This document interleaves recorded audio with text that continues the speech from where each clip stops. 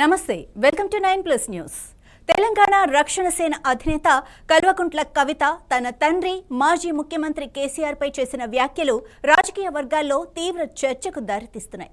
ఆయన్ను మరమనిషి అని ఎందుకన్నారన్న ప్రశ్నకు ఆమె జవాబిచ్చారు. ఒక మీడియా సంస్థ నిర్వహించిన కాన్ఫ్లోర్లో ఆమె పాల్గొన్నారు. కేసీఆర్ను ఒక మరమనిషి, రోబోగా అభివర్ణిస్తూ సంచలన విమర్శలు చేశారు. ఉద్యమ నాయకుడిగా కేసీఆర్ ఎప్పుడూ గొప్ప వ్యక్తి అని, ఆ పాత్రలో ఆయనతో ఎవ్వరికీ ఎటువంటి సమస్యలు లేవని కవిత ప్రశంసించారు. అయితే ఆయన ముఖ్యమంత్రి బాధ్యతలు చేపట్టిన తర్వాతే ప్రజలకు పూర్తిగా దూరమయ్యారని ఆమె ఆవేదన వ్యక్తం చేశారు.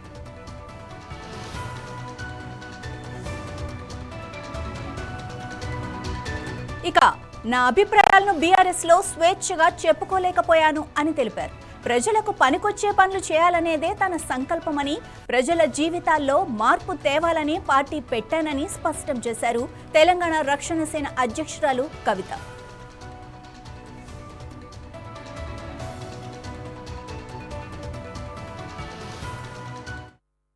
చేసిన ఇంటర్వ్యూలో కేసీఆర్ గారి గురించి మీరు చాలా గొప్పగా చెప్పారు. ఆ రోజు మొన్న ఈ మధ్య మీరు కేసీఆర్ గారిని మరమనిషి అన్నారు. దానికి మీరు ఇచ్చే రీజన్ ఆన్సర్? కేసీఆర్ గారు ఆ రోజైనా గొప్ప మనిషి, ఈ రోజైనా గొప్ప మనిషి. తెలంగాణ రాష్ట్రం గొప్ప మనిషి మరమనిషి ఎలా అయ్యాడని, రాదనుకున్నటువంటి ఒక రాష్ట్రాన్ని కేంద్రంతో కొట్లాడి ప్రజలందరినీ కలుపుకొని తేవడంలో వారి గొప్పతనం ఒక 100 సంవత్సరాలైనా 1000 సంవత్సరాలైనా చెరిగిపోకుండా అలాగే ఉంటుంది. అందులో ఎటువంటి ఇది లేదు. ఉద్యమ కేసీఆర్తో ఎవరికి కూడా సమస్య లేదు. ముఖ్యమంత్రి కేసీఆర్తోని, బీఆర్ఎస్ పార్టీ అధ్యక్షుడు కేసీఆర్ గారితోని చాలా మందికి సమస్య ఉంది. అట్లానే నాకు కూడా సమస్య ఉంది. సో ఎస్, ముఖ్యమంత్రిగా అయిన తర్వాత బీఆర్ఎస్ పార్టీ అధ్యక్షులు కేసీఆర్ గారు తీసుకున్న అనేక నిర్ణయాలతోని, ఐడియాలజికల్ ఇష్యూస్తోని నాకు ఇంటర్నల్గా అయినా ఎక్స్టర్నల్గా అయినా ఉన్నటువంటి భిన్నమైన అభిప్రాయాలని ధైర్యంగా చెప్పగలగడమే డెమోక్రసీ. సో అభిప్రాయం దేశవ్యాప్తంగా వాహనదారులకు కేంద్ర ప్రభుత్వం భారీ షాక్ ఇచ్చింది. దాదాపు 4 ఏళ్ల తర్వాత పెట్రోల్, డీజిల్ ధరలను పెంచుతూ కీలక నిర్ణయం తీసుకుంది. పెట్రోల్, డీజిల్పై లీటర్కు సగటున 3 రూపాయలు పెంచుతున్నట్లు ప్రకటించింది. పెరిగిన ధరలు శుక్రవారం ఉదయం 6 గంటల నుంచి అమల్లోకి వచ్చాయి. తాజా పెంపుతో పెరిగిన ధరలతో దేశ రాజధాని న్యూఢిల్లీలో లీటర్ పెట్రోల్ ధర 97 రూపాయల 77 పైసలు కాగా, డీజిల్ 90 రూపాయల 67 పైసలకు పెరిగింది. ఇక హైదరాబాద్లో లీటర్ పెట్రోల్పై 3 రూపాయల 39 పైసలు, డీజిల్పై 3 రూపాయల 26 పైసల వరకు పెరిగింది. దీంతో హైదరాబాద్లో పెట్రోల్ ధర 110 రూపాయల 89 పైసలు కాగా, డీజిల్ ధర 98 రూపాయల 96 పైసలకు చేరింది. ఏపీలో పెట్రోల్పై 3 రూపాయల 29, డీజిల్పై 3 రూపాయల 14 పైసలు పెరిగింది. ఇక ముంబైలో పెట్రోల్ ధర 106 రూపాయల 68 పైసలు కాగా, డీజిల్ ధర 95 రూపాయల 13 పైసలకు చేరింది. చెన్నైలో పెట్రోల్ ధర 10 రూపాయల 3 పైసలు కాగా, డీజిల్ ధర 95 రూపాయల 25 పైసలకు పెరిగింది.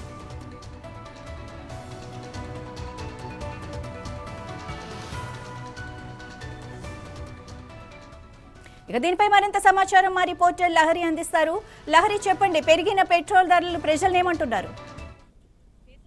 పెట్రోల్, డీజిల్, సిఎన్జి ధరలు పెరిగాయి. ఈరోజు ఉదయం 6 గంటల నుంచే అమలుకి రావడం జరిగింది. కేంద్ర ప్రభుత్వం చేసినటువంటి ఈ 3 రూపాయల పెంపు పైన ప్రజలైతే చాలా వరకు కూడా ఒక రకంగా బాధాకరంగానే ఉందని చెప్పుకోవచ్చు. సామాన్యులు పెట్రోల్, డీజిల్, సిఎన్జి ధరలు పెరగడంతో ఒక రకంగా ఆందోళన కూడా గురవుతున్నటువంటి పరిస్థితి. అయితే గత కొద్ది రోజుల నుంచి కూడా ప్రచారం కొనసాగుతూనే ఉంది ఈ పెట్రోల్, డీజిల్ ధరలు పెరుగుతాయనే అంశం పైన. సో ఎట్టకేలకు ఈరోజు 6 గంటల నుంచే పెట్రోల్, డీజిల్ ధరలు పెరగడంతో ఇటు ఎక్కడికక్కడ కూడా సామాన్యులు నిత్యం సరుకులతో పాటు ఇటు పెట్రోల్, డీజిల్ ధరలు కూడా పెరగడంతో చాలా వరకు ఒక రకంగా ఆందోళనకి గురవుతున్నటువంటి పరిస్థితి. సో మనం చూసుకోవచ్చు, రీసెంట్ గా జరిగినటువంటి ఎన్నికల తర్వాతనే పెట్రోల్, డీజిల్ ధరలు పెంచారు అని చెప్పేసి ఇప్పటికే కాంగ్రెస్ ప్రభుత్వాలు అలాగే బీఆర్ఎస్ నాయకులు కూడా ఇండైరెక్ట్ గా వాళ్ళని ఎందుకు పెంచారు ఇప్పుడు అని చెప్పేసి కూడా ఒక రకంగా చెప్తున్నారు. ఎందుకంటే ఇన్ని రోజులు లేని, అంటే కొద్ది రోజుల నుంచి కూడా మనం చూసుకోవచ్చు స్థిరంగా ధరలు ఉన్నాయి. సో హఠాత్తుగా 5 రాష్ట్రాల్లో జరిగినటువంటి ఎన్నికల తర్వాత ఈ రేట్లు పెంచడం పైన ఒక రకంగా వ్యతిరేకిస్తున్నటువంటి పరిస్థితి కూడా మనకు కనిపిస్తుంది. సో ఎక్కడికక్కడ కూడా పెట్రోల్ డీజిల్ ధరలు పెరగడంతో నిత్యం చూసుకోవచ్చు మనకు సామాన్యులు బయటికి వెళ్తూ ఉంటారు మార్కెటింగ్ వైజ్గా కావచ్చు. సో పూట బయటికి వస్తే కానీ పూట గడవనటువంటి పరిస్థితులు కూడా ఉంటాయి. అలాంటి మెంబర్స్ అయితే ఖచ్చితంగా బయటికి రావాల్సిందే. కానీ రీసెంట్గా చూసుకోవచ్చు 107 రూపాయలు ఉన్నటువంటి పెట్రోల్ ధర 110 రూపాయలు, అంటే ఏకంగా 3 రూపాయలు పెరగడం పైన ఒక రకంగా సామాన్య ప్రజలైతే ఒక ఉద్రిక్తత కూడా గురవుతున్నటువంటి పరిస్థితి. కానీ ఇదంతా కామన్గా కూడా అనుకోవచ్చు. ఎందుకంటే ఒకప్పుడు మనకు పెట్రోల్ డీజిల్ ధరలు 1 రూపీ పెరిగినా లేకపోతే 2 రూపీస్ పెరిగినా కూడా చాలా వరకు కూడా ఉద్రిక్తతలోనయ్యి ర్యాలీలు హంగామా చేసేవాళ్ళు. కానీ అలాంటి పరిస్థితులు అయితే ఇప్పుడు ప్రజెంట్గా అయితే ఎక్కడ కూడా కనిపించట్లేదు. ఎందుకంటే ఇదొక తరచుగా ప్రభుత్వము ఏ ప్రభుత్వం అయినా సరే తరచుగా రేట్లు పెంచడం కావచ్చు ఇట్లాంటివి కామన్గా కూడా పబ్లిక్ కూడా అలవాటు అయిపోతుంది. ఎందుకంటే ప్రభుత్వం ప్రజల క్షేమం కోసము ప్రజలకు సంబంధించినటువంటి ఇష్యూస్ పైన ఏది కూడా పోరాటము, సో ప్రజల మనల్ని కానీ ఏది కూడా దానిపైన ఆలోచన రీతి అనేది లేదు. సో ప్రభుత్వం ఇట్లా పెంచుతుందని చెప్పేసి వాళ్ళు ముందుగానే అనుకున్నామని చెప్పేసి కూడా కొంతమంది భావిస్తున్నారు. సో కొంతమంది మాట్లాడే ప్రయత్నం చేద్దాం. సార్ నమస్తే. సో ఈరోజు ఉదయం నుంచి పెట్రోల్ ధరలు పెరిగాయి, పెట్రోల్ డీజిల్ సిఎన్జి ధరలు. సో మీరేమంటారు? ఈ ధరలు పెంచడం వలన సామాన్య ప్రజల మీదనే వేటు పడుతుందని చెప్పి నేను కేంద్ర రాష్ట్ర ప్రభుత్వాలకు తెలియజేస్తున్నాను. దీనివలన నష్టపోయేది ఒక సామాన్య ప్రజలే, మాలాంటి సామాన్య వ్యక్తులే అని చెప్పి నేను తెలియజేస్తున్నాను. ఎవరి ఇష్టానుసారంగా వాళ్ళు ధరలు పెంచడం అనేది కరెక్ట్ కాదు. రాబోయే కాలంలో ప్రజలలో వాళ్ళు విమర్శలు ఎదుర్కోవాల్సి వస్తుంది, కేంద్ర రాష్ట్ర ప్రభుత్వాలు ఎవరైనా సరే. ఇప్పుడు కేంద్ర ప్రభుత్వం అన్నిటికీ మేము సమకూరుస్తున్నాం, అన్నిటికీ ప్రజలకు న్యాయం చేస్తాం అంటున్నారు. కానీ ఎక్కడ కూడా కేంద్ర ప్రభుత్వం నుండి ఎలాంటి న్యాయం జరగట్లేదు. ఇప్పుడు రీసెంట్గా జరిగింది చూస్తే ఇప్పుడు కేంద్ర ప్రభుత్వం సంబంధించిన వ్యక్తి PM ప్రధానమంత్రి నరేంద్ర మోడీ గారు బేటీ పడావో బేటీ బచావో అంటున్నాడు. అసలు ఆడపిల్లకే రక్షణ లేకుండా అయిపోయింది కేంద్ర ప్రభుత్వంలో. ఇంతకుముందుకు నార్త్ ఇండియన్స్లో ఉండే, ఇప్పుడు మన సౌత్ ఇండియన్స్ కూడా తయారైంది, ఆడపిల్లకు రక్షణ లేకుండా జరిగింది. దీనిపై కేంద్ర రాష్ట్ర ప్రభుత్వాలు దృష్టి పెట్టి ముఖ్యంగా ఆడపిల్లకు రక్షణ కల్పించాలని చెప్పి నేను మీ మీడియా రూపకంగా నేను తెలియజేస్తున్నాను. అదేవిధంగా ఇవాళ పెట్రోల్ సమస్యలు కూడా చాలా విపరీతంగా వాళ్ళకి ఇష్టానుసారంగా పెంచుతున్నారు. ఒక హద్దు అనేది లేకుండా, ఒక లిమిట్ అనేది లేకుండా వాళ్ళకి ఇష్టానుసారంగా ప్రజలు ఈ కేంద్ర రాష్ట్ర ప్రభుత్వాలు పెట్రోల్ గ్యాస్ ధరలు పెంచుతున్నారు. దీనివల్ల మాలాంటి సామాన్య ప్రజలు చాలా ఇబ్బందులు ఎదుర్కోవాల్సి వస్తుంది. దయచేసి నేను కోరుకునేది కేంద్ర రాష్ట్ర ప్రభుత్వాలకు తెలియచేయనేది ఏమనగా దయచేసి మా సమస్యలను అర్థం చేసుకొని ఈ ధరలు తగ్గించగలరని నేను విజ్ఞప్తి చేస్తున్నాను. సో పశ్చిమాసియాలో జరిగినటువంటి ఏదైతే యుద్ధం జరిగిందో ఆ యుద్ధ ప్రభావంతో పెట్రోల్ డీజిల్ సిఎన్జి ధరలు అయితే పెంచడం జరిగింది. అయితే 3 రూపాయల వరకు కూడా పెంచడంపై ఇటు సామాన్య ప్రజలైతే ఒక రకంగా ఇబ్బంది పడుతున్నామని చెప్తున్నారు. ఎందుకంటే ఇప్పటికైనా సరే చాలా వరకు కూడా స్థిరంగా ఉన్నటువంటి పెట్రోల్ డీజిల్ ధరలు హఠాత్తుగా 3 రూపాయలు పెంచడంపై అయితే వాళ్ళు ఒక రకంగా వద్దు అని కూడా వాళ్ళ అభిప్రాయాన్ని వ్యక్తపరుస్తున్నటువంటి పరిస్థితి. సో మొత్తం మీద అయితే ఉదయం 6 గంటల నుంచే petrol diesel CNG so gas ధరలు కూడా పెరిగాయి, నిత్యావసరాల వస్తువుల ధరలు కూడా పెంచే అవకాశం ఉంది. సో కేంద్ర ప్రభుత్వము మాకు న్యాయం చేస్తుంది, మాకు అన్ని మా అవసరాలు తీరుస్తుందని చెప్పేసి మేము అనుకున్నాము. కానీ బీజేపీ ప్రభుత్వము ఎట్టకేలకు 5 రాష్ట్రాలు జరిగినటువంటి ఎన్నికలు జరిగే వరకు నిక్కచ్చిగా అలాగే ఉండి ఎన్నికలు కంప్లీట్ అయిన తర్వాత ఒక్కసారిగా పని భారంతో పాటు ఇటు పెను భారాన్ని కూడా మాపై మోపింది అంటూ కూడా వాళ్ళు భావిస్తున్నటువంటి పరిస్థితి. సో మొత్తం మీద అయితే ఈరోజు అనౌన్స్ చేసినటువంటి కేంద్ర ప్రభుత్వం చేసినటువంటి అమల్లో భాగంగా ఈరోజు పెట్రోల్ డీజిల్ ధరలు అలాగే సిఎన్జి ధరలు 3 రూపాయలు వరకు పెట్రోల్ డీజిల్ ధరలు అలాగే 2 రూపాయల వరకు సిఎన్జి ధరలు పెంచడంపై అయితే ఒక రకంగా వ్యతిరేకిస్తున్నటువంటి పరిస్థితి అయితే కనిపిస్తుంది. బెంగాల్ సాధించామని తమ నెక్స్ట్ టార్గెట్ తెలంగాణ అని అంటున్నారు కేంద్ర మంత్రి కిషన్ రెడ్డి, బీజేపీ రాష్ట్ర అధ్యక్షుడు రామచంద్రరావు. గత ఎన్నికల్లో రాష్ట్రంలో సగం ఎంపీ సీట్లు గెలిచామని, ఓటు వేసిన ప్రతి 100 మందిలో 36 మంది కమలం గుర్తుకే వేశారని చెప్పారు. బీఆర్ఎస్ కాంగ్రెస్ నాయకులు పరస్పరం బూతులు తిట్టుకోవటం తప్ప రాష్ట్రాన్ని అభివృద్ధి చేయలేదని విమర్శించారు. తెలంగాణ అభివృద్ధికి 12 ఏళ్లలో కేంద్రం నుంచి 13 లక్షల కోట్లు ఖర్చు చేశామని చెప్పారు. ప్రధాని మోడీ పని రాక్షసుడని, రాష్ట్రాభివృద్ధికే కలిసి పనిచేద్దామని రేవంత్కు పిలుపునిచ్చారని పేర్కొన్నారు. బండి సంజయ్ కుమార్ కేసు వాళ్ల కుటుంబానికి సంబంధించిందని, తమ పార్టీ నాయకుడికి అందులో పాత్ర లేదని అన్నారు. తాము ఒకసారి గెలిస్తే ఓడించటం చాలా కష్టమన్న విషయాన్ని గుర్తుంచుకోవాలని విపక్షాలను హెచ్చరించారు.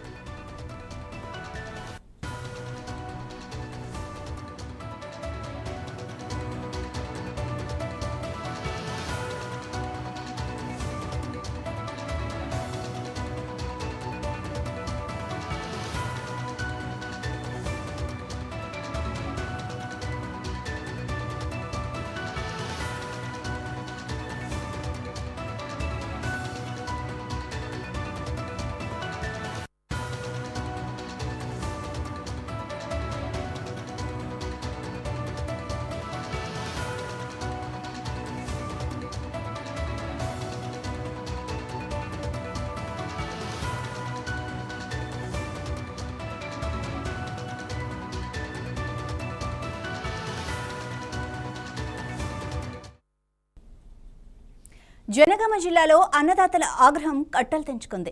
ధాన్యం సేకరణలో ప్రభుత్వ నిర్లక్ష్యంపై రైతులు తీవ్ర స్థాయిలో మండిపడ్డారు. కొనుగోలు కేంద్రాల్లో రోజుల తరబడి ఎదురు చూసి విసుగు చెందిన రైతులు నేషనల్ హైవేపై బైఠాయించారు. కళ్ల ముందే తాము పండించిన ధాన్యం రాసులకు నిప్పంటించి నిరసన వ్యక్తం చేశారు.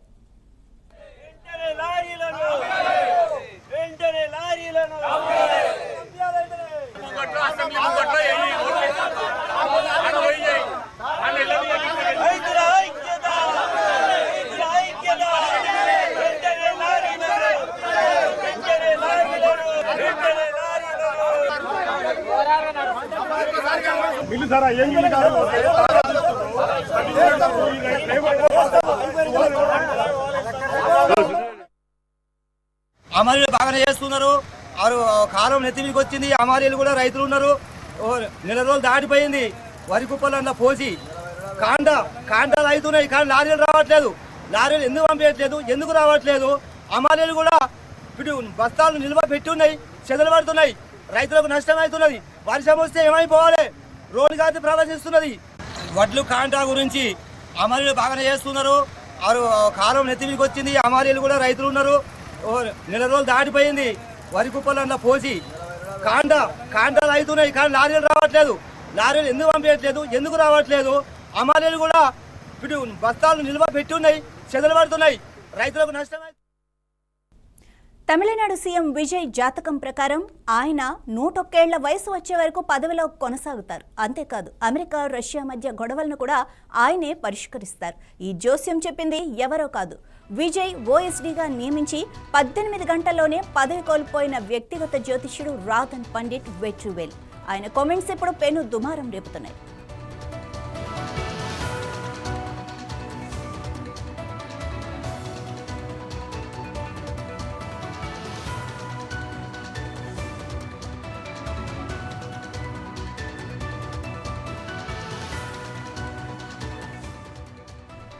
హేతువాదం బలంగా ఉన్న తమిళనాట ఓ జ్యోతిష్కుణ్ణి ప్రభుత్వ పదవిలో ఓఎస్డీగా నియమించడంపై తీవ్ర వ్యతిరేకత వచ్చింది. ప్రతిపక్షాలు, మిత్రపక్షాల నుంచి కూడా విమర్శలు రావడంతో సీఎం విజయ్ ఒత్తిడికి తలొగ్గారు. నియామక ఉత్తర్వులు ఇచ్చిన 18 గంటల్లోనే రాధన్ పండిట్ను ఆ పదవి నుంచి తొలగించారు. అయినా పండిట్ ఇంటర్వ్యూలు ఇస్తూనే ఉన్నారు. విజయ్ మరో 50 ఏళ్లు సీఎంగా ఉంటారని చెప్పడంపై నెటిజన్లు తీవ్రంగా స్పందిస్తున్నారు. పదవిలో ఉండి 18 గంటలు, జోస్యం మాత్రం 50 ఏళ్ల అంటూ సెటైర్లు వేస్తున్నారు. ఆయన అంతటితో ఆగకుండా విజయ్ అంతర్జాతీయ సమస్యలు కూడా పరిష్కరించగలరని చేసిన కామెంట్స్ ఇప్పుడు కామెడీగా మారాయి.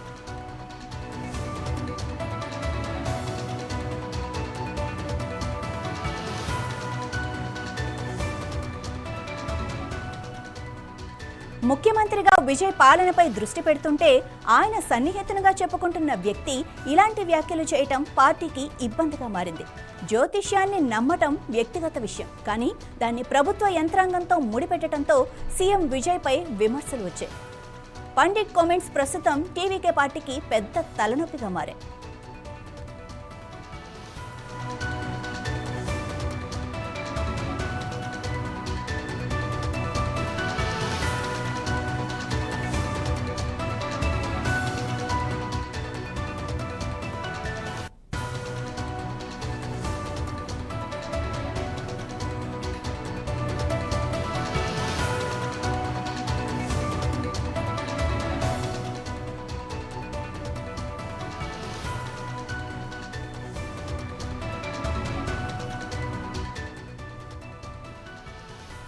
ఒకవైపు ముఖ్యమంత్రిగా విజయ్ పాలనపై దృష్టి పెడుతుంటే ఆయన సన్నిహితునిగా చెప్పుకుంటున్న వ్యక్తి ఇలాంటి వ్యాఖ్యలు చేయటం పార్టీకి ఇబ్బందిగా మారింది. జ్యోతిష్యాన్ని నమ్మటం వ్యక్తిగత విషయం, కానీ దాన్ని ప్రభుత్వ యంత్రాంగంతో ముడిపెట్టడంతో సీఎం విజయ్పై విమర్శలు వచ్చాయి. పండిట్ కామెంట్స్ ప్రస్తుతం టీవీకే పార్టీకి పెద్ద తలనొప్పిగా మారాయి. ఇక ఇదే ఇష్యూకి సంబంధించిన అప్డేట్స్ మా చెన్నై ప్రతినిధి వర్మ అందిస్తారు. వర్మ, విజయ్ జ్యోతిష్యుడు రాధన్ పండిట్ చేసిన కామెంట్స్ వైరల్ అయ్యాయి కదా, మరి ఆయన్ని ఓఎస్డీగా పెట్టుకున్న విజయ్ తర్వాత విమర్శలు రావడంతో తప్పించేశారు. సో రాధన్ మళ్ళీ ఎందుకు ఇలా మాట్లాడుతున్నారు? అవే కామెంట్స్ ఎందుకు కంటిన్యూ చేస్తున్నారు? మాధవి, తమిళనాడు నూతన ముఖ్యమంత్రి విజయ్ తన వ్యక్తిగత జ్యోతిష్యుడైన రాధన్ పండిట్ ను ఓఎస్డీగా నియమించడం పైన ప్రతిపక్షాలు విమర్శలు అయితే చేయడం జరిగింది. ప్రతిపక్షాలే కాదు తన మిత్రపక్షాలుగా మద్దతు పలికిన పార్టీలు సైతం దీనిపైన విమర్శ చేయడంతో ఆయనకు వెనక్కి తగ్గడం జరిగింది. మళ్ళీ ఓఎస్టీగా రాధను తొలగించడం కూడా జరిగింది. అయితే తమిళనాడులో ఏదైతే ద్రవిడ పార్టీలు చాలా వరకు పార్టీలు జ్యోతిషాలు అవి నమ్మవు. అయితే హేతువాద భావజాలం ఎక్కువగా ఈ పార్టీలకు అయితే ఉంటాయి. అయితే ఈ సమయంలో విజయ్ ఈ విధంగా రాధన్ పండిత్ ను జ్యోతిషుడైన అతను ఓఎస్డీగా నియమించడం, ఆయనకు పర్యపాలన వ్యవహారాల్లో ఏ విధంగా సలహాలు ఇస్తారన్న విమర్శలు రావడం జరిగింది. దీంతో ఆయన్ని నియమించిన 18 గంటల్లోనే పదవి నుంచి తొలగిస్తూ కూడా విజయ్ మళ్ళీ నిర్ణయం అయితే తీసుకోవడం జరిగింది. ఇక రాధన్ పండిట్ తాజాగా ఒక ఇంటర్వ్యూలో ఆయన విజయ్ పైన కీలక వ్యాఖ్యలు అయితే చేశారు. ఆయన జాతకం ప్రకారం విజయ్ మరో 50 ఏళ్ల పాటు అంటే మొత్తం 101 ఏళ్ల వయసు వరకు విజయ్ జీవించి ఉంటారని, అలాగే ఆయన చాలా కాలం ఆయన సీఎం గానే ఉంటారంటూ కూడా ఆయన చనిపోయే వరకు కూడా సీఎం గానే ఉంటారన్నట్లుగా ఆయన వ్యాఖ్యలు అయితే ఉన్నాయి. ఈ ప్రస్తుతం సోషల్ మీడియాలో ఈ వ్యాఖ్యల పైన ట్రోల్స్ నడుస్తున్నాయి. దీనిపైన చాలా మంది సెటైర్లు కూడా వేస్తున్నారు. కేవలం పదవిలో ఉన్న 18 గంటలే కానీ జ్యోతిషం ఈ విధంగా ఆయన దాదాపు విజయ్ కు సంబంధించి పూర్తి జీవితకాలం జ్యోతిషం చెప్పేశారంటూ కూడా ఆయన సంబంధించి వివిధ రాజకీయ పక్షాలు విమర్శలు అయితే చేస్తున్న పరిస్థితి అయితే ఉంది. అయితే ప్రస్తుతం అలాగే ఆయన తన ఇంటర్వ్యూలో ఇంకా అనేక రకాల వ్యాఖ్యలు కూడా చేయడం జరిగింది. రష్యా అధ్యక్షుడు, అమెరికా అధ్యక్షుడు మొన్న విభేదాలను కూడా విజయ్ పరిష్కరించగలరు అన్నట్టుగా ఆయన చేసిన కొంతమంది ట్రోలర్స్ ఆయనకు సంబంధించిన వ్యాఖ్యల్ని చేస్తుండడం జరిగింది. అయితే ఈ అన్ని విషయాలు కాదు, ముందు ఇప్పటికే కొత్తగా ప్రభుత్వాన్ని ఏర్పాటు చేసిన దృష్ట్యా పరిపాలన పైన దృష్టి సారించాలంటూ కూడా అనేక మంది తమిళ నెటిజన్లు కూడా విజయ్ కు సూచించడం అయితే జరిగింది. అయితే మొత్తం మీద రాధన్ పండిత్ ని సంబంధించి ఆయన ఏదైతే వ్యక్తిగత ఓఎస్డీగా పెట్టుకోవడం మాత్రం దుమారం రేపిందని చెప్పొచ్చు. ప్రస్తుతం అంతేకాకుండా అనంతరం ఆయన అతిగా అత్యుత్సాహంతో ప్రస్తుతం విజయ్ మీద పొగడ్తలు చేయటం, ఆయన వయసు కూడా ఆయన జీవితకాలం వయసు లాంటివి, ఆయన చివరి వరకు ముఖ్యమంత్రిగానే ఉంటారంటూ జోష్యాలు చెప్పడం, ఇవన్నీ కూడా కేవలం విజయ్ని పొగడ్తలతో ముంచెత్తి ఆయన ద్వారా పదవి లేదా ఇతర ప్రయోజనాలు పొందాలన్న ఆలోచనతో మాత్రమే ఈ రకమైన వ్యాఖ్యలు చేశారు. ఇటువంటి వ్యక్తులను మళ్ళీ కూడా ఇలాంటి కీలకమైన ఓఎస్డీ లాంటి పోస్టుల్లో నియమించకూడదు, ఎందుకంటే విజయ్ని తప్పు పట్టించే అవకాశం ఉంటుందని కూడా సలహా కూడా ఇస్తున్న పరిస్థితి అయితే ఉంది. మొత్తం మీద రాధన్ పండిట్ ప్రస్తుతం ఒక ఇంటర్వ్యూలో చేసిన వ్యాఖ్యలు అయితే ప్రస్తుతం దుమారం రేపడంతో పాటు ట్రోల్స్ కూడా గురవుతున్న పరిస్థితి అయితే కనిపిస్తోంది. Madhavi. Right, thank you Varma.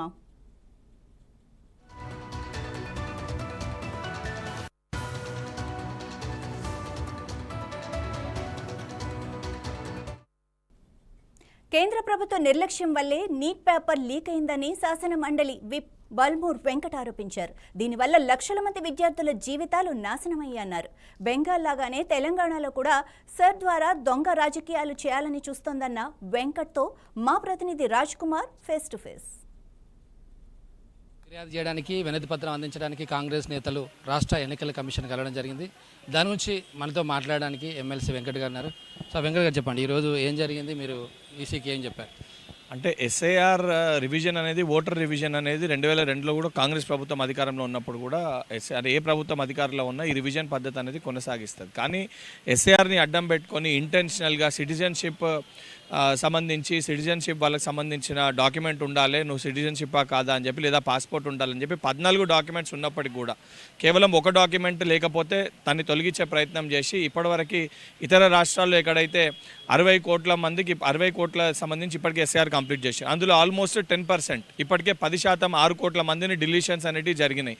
Telangana రాష్ట్రంలో కూడా అటువంటి పరిస్థితి రాకూడదు. ఇప్పటికీ మనకి 2 సంవత్సరాల సమయం ఉంది కాబట్టి కేవలము 45 రోజుల్లో 2 నెలలను ఈ ఎస్ఐఆర్ ప్రాసెస్ పెట్టడం కాకుండా 3 నెలల నుంచి 6 నెలలు లేదా సంవత్సరంన్నర వరకు దీన్ని పొడిగించి ప్రతి ఒక్క ఓటర్ కూడా డిలీట్ అయినా కూడా మళ్ళీ తిరిగి అవకాశం రీఅపీల్ చేసుకోనికి 3 నెలల నుంచి 6 నెలల అవకాశం కల్పించి ట్రాన్స్పరెన్సీగా సామాన్యమైన ప్రజలు, పేద మధ్యతరగతి ప్రజలు వారి ఓటు వినియోగించుకునే విధంగా వారి ఓటు డిలీట్ కాకుండా చూడవలసిందిగా ఎలక్షన్ కమిషన్కి ఈరోజు ఏదైతే సంబంధించి ఇవ్వడం జరిగింది. కొన్ని నామ్స్ వారి పరిధిలో వస్తే మిగతా సెంట్రల్ ఎలక్షన్ కమిషన్ అడగాల్సి వస్తుంటే వీరి ద్వారా సెంట్రల్ ఎలక్షన్స్ కమిషన్ కూడా లెటర్ రాసి వీటిని ఇంప్లిమెంట్ చేయాలని చెప్పి డిమాండ్ చేయడం జరిగింది. పశ్చిమ బెంగాల్లో దీది ఓడిపోయింది. సో ముఖ్యంగా సర్ వాళ్ళని అని ఆరోపణలు చేస్తున్నారు. సో అదే పరిస్థితి తెలంగాణ వస్తుందని కాంగ్రెస్ వాళ్ళు భయపడుతున్నారని బీజేపీ ఆరోపిస్తుంది. ఇప్పుడు ఎక్కడన్నా కూడా సెక్యులర్ భావాలు ఉన్న వాళ్ళ ఓట్స్ డిలీట్ చేసేసి ఎలక్షన్స్లో నెగ్గం ఎట్లన్నా మేము గెలవాలన్న ఒక ఉద్దేశంతో భారతీయ జనతా పార్టీ పనిచేస్తున్నట్టు చాలా స్పష్టంగా వెస్ట్ బెంగాల్లో మనకు కనబడ్డది. ఎక్కడన్నా కూడా 100% డెమోక్రటిక్ కంట్రీలో ఎవరికన్నా వాళ్ళ ఓటు వారు వినియోగించుకునే అవకాశం కల్పించాలి తప్ప ఇలా ఎస్ఆర్ని అడ్డం పెట్టుకొని వాళ్ళ ఓట్స్ డిలీట్ చేస్తామని ఇండైరెక్ట్గా భారతీయ జనతా పార్టీ నాయకులే అంగీకరిస్తారు. తెలంగాణ రాష్ట్రంలో కూడా అటువంటి పరిస్థితి రాకూడదు, అటువంటి సామాన్యమైన ప్రజలు వాళ్ళ ఓటు హక్కు వినియోగించుకోకుండా ఇబ్బంది పడకూడదని ఒక ఉద్దేశంతో కాంగ్రెస్ పార్టీ ఈరోజు ఏదైతే బాధ్యతతోటి ఎలక్షన్ కమిషన్స్కి ఫిర్యాదు చేస్తే దానిపైన ఇబ్బంది పడి దొంగతనంగా అడ్డదారులు అధికారంలోకి రావాలనుకున్న భారతీయ జనతా పార్టీ నాయకులు ఈరోజు మాట్లాడుతున్నట్టు చాలా స్పష్టంగా కనబడుతుంది. ప్రజల ఒక మన్నెల దీవెనలతోటి అధికారంలోకి రాలేని మీరు ఈ ఎస్ఆర్ని అడ్డం పెట్టుకొని ఓట్స్ డిలీట్ చేసి దొంగదారులు అధికారంలో రావాలనుకుంటున్నట్టు మీరు మీ మాటల్లో చాలా స్పష్టంగా అర్థమవుతుంది. సో మోడీ పిలుపునిచ్చారు, బంగారం కొనవద్దు, ఆడంబరాలకు వెళ్ళొద్దు అంటారు. కాంగ్రెస్ పార్టీ ఏమంటుంది? ఏదన్నా కూడా భారతదేశ ప్రజలపైన ఒక డెమోక్రటిక్ కంట్రీలో మనం ఉన్నప్పుడు, స్వాతంత్రమైన దేశంలో మనం ఉన్నప్పుడు ప్రజలపైన రిస్ట్రిక్షన్స్ పెట్టడం అనేది సరైన విధానం కాదు.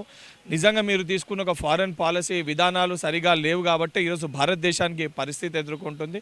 ఎందుకంటే ఎప్పుడు కూడా భారతదేశము వార్ జరుగుతున్నప్పుడు ఒక న్యూట్రల్ రోల్ ప్లే చేస్తుంది. ఇండియా కంట్రీ ఒక న్యూట్రల్ రోల్ ప్లే చేస్తుంది. కానీ ఈరోజు బయాస్గా మీరు కొన్ని కంట్రీస్ తోటి ఇంక్లైండ్ అయ్యి యుఎస్ చెప్పిన విధంగా మీరు పనిచేయడం వలన మనకి ఎక్కడికి వెళ్ళైతే ఈ సంబంధించిన సరఫరా రావాల్సిన క్రూడ్ ఆయిల్ ఇవన్నీ కూడా ఈరోజు ఇబ్బందులు ఎదుర్కొనే పరిస్థితులు మనం ఎదుర్కొంటున్నాం. ఇది కేవలము కేంద్ర ప్రభుత్వం అవగాహన లేని ఫారెన్ పాలసీ విధానాల వలన ఈరోజు భారతదేశానికి పరిస్థితి వచ్చింది. ఇప్పటికన్నా ఇటువంటి ఒక పిచ్చి పిచ్చి మాటలు చెప్పుడు బంద్ చేసి తాత్కాలికమైన ఉపశమనం కాకుండా శాశ్వతమైన సొల్యూషన్ ఏ విధంగా భారతదేశ సామాన్యమైన ప్రజలు ఇబ్బంది పడకుండా చూసుకోవాల్సిన ఒక బాధ్యత కేంద్ర ప్రభుత్వం పైన ఉంటుంది. మీరు టెంపరీగా కాన్వేలు తగ్గించుకొని డీజిల్ సేవ్ చేయండి, బంగారం కొనకండి అంటే ఇవి టెంపరీగా చెప్పడానికి బాగుంటాయి. కానీ ఇదే సిచ్యువేషన్ ఇంకొక 6 నెలలు కొనసాగితే కంప్లీట్గా మరొక లాక్డౌన్ని భారతదేశంలో ఎదుర్కొనే పరిస్థితి ఉంటుంది. మన ఎకానమీ కూడా కంప్లీట్గా దెబ్బతినే పరిస్థితి ఏర్పడుతుంది. ఈరోజు పెట్రోల్ డీజిల్ రేట్లు పెంచారు, దానిపై ఏమంటారు? పెంచిన పెట్రోల్ డీజిల్ ధరలను వెంటనే తగ్గించాలి. ఒకవైపు క్రూడ్ ఆయిల్ రేట్ తగ్గుతుంటే పెట్రోల్ డీజిల్ ధరలు పెంచుతున్నారంటే అది ఏ రకంగా సామాన్యమైన ప్రజలపైన భారం వేసే ప్రయత్నం భారతీయ జనతా పార్టీ చేస్తుంది, కేంద్ర ప్రభుత్వం చేస్తుందో ప్రజలు ఇవన్నింటినీ గమనిస్తారు. మొన్నటి వరకు కేంద్రంలో 5 రాష్ట్రాలు ఎన్నికలు ఉన్నాయి కాబట్టి ఎన్నికల నేపథ్యంలో పెంచకుండా ఆపారు. తర్వాత పెంచుతారని చెప్పి మా లీడర్ ఎల్ఓబి రాహుల్ గాంధీ గారు కూడా చాలా స్పష్టంగా చెప్పడం జరిగింది. చెప్పిన విధంగానే ఎన్నికలు అయిపోగానే సామాన్యమైన ప్రజలపైన ఈరోజు భారం వేసే ప్రయత్నము కేంద్ర ప్రభుత్వం చేస్తుంది. పెంచిన పెట్రోల్ డీజిల్ ధరలను వెంటనే తగ్గించాలని చెప్పి డిమాండ్ చేస్తున్నాం. నీట్ పేపర్ లీక్ అయింది కదా, మీ కాంగ్రెస్ పార్టీ ఆరోపిస్తుంది అందులో బీజేపీ పాత్ర ఉందని. కానీ బీజేపీ వాళ్ళు అంటారు ఇదంతా మాకు సంబంధం లేదని. చాలా స్పష్టంగా కేంద్రంలో భారతీయ జనతా పార్టీ ఉన్నప్పుడు లాస్ట్ టైం కూడా నీట్ పేపర్ పైన ఇదే రకంగా లీక్ అయ్యి పేపర్ క్యాన్సిలేషన్ అయ్యి మళ్ళీ ఎగ్జామ్ పెట్టి కోర్టుకు వెళ్ళి లేదు లీక్ కాలేదని చెప్పి ఆ రోజు కూడా ఇదే రకంగా తప్పించుకునే ప్రయత్నం చేశారు. మళ్ళీ ఈసారి కూడా భారతీయ జనతా పార్టీ రూలింగ్ చేస్తున్న ఒక రాష్ట్రంలో అక్కడ సంబంధించిన కొంతమంది నాయకులు ఈ పేపర్ లీక్ చేసి భారతీయ జనతా పార్టీకి సంబంధించిన నాయకులే ఈ లీకులు చేసిరని ఆధారాలతో సహా కూడా బయటకు వచ్చింది. ఇదేదైతే నిజంగా డాక్టర్స్ని ఉత్పన్నం చేయాల్సిన నీట్ ఎగ్జామ్ ఏదైతే భారతదేశ పౌరులను రేపు పొద్దున్న సిచ్యువేషన్స్ని కంట్రోల్ చేయాల్సిన డాక్టర్స్ ఇటువంటి ఎగ్జామ్స్ని పేపర్ లీక్ చేయడం అనేది చాలా సిగ్గుచేటు.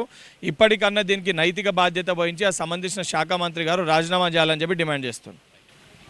రైట్, ఇది సరిపై బీజేపీ కేంద్ర ప్రభుత్వం ఏకపక్షంగా వ్యవహరిస్తుంది. ప్రజాస్వామ్యబద్ధంగా ఓట్లను మార్పు చేయాలి తప్ప ఏకపక్షంగా చేయకూడదని వెంకట్ గారు అంటారు. కెమెరామెన్ సుధాకర్తో రాజ్ కుమార్, 9+ న్యూస్, హైదరాబాద్. ఇవి ఇప్పటివరకు ఉన్న అప్డేట్స్. మరిన్ని అప్డేట్స్ కోసం చూస్తూనే ఉండండి 9+ న్యూస్.